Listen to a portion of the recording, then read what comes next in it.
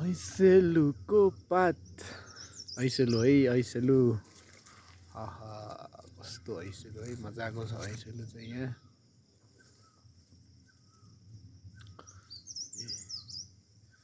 कति खाने हो ऐसेलु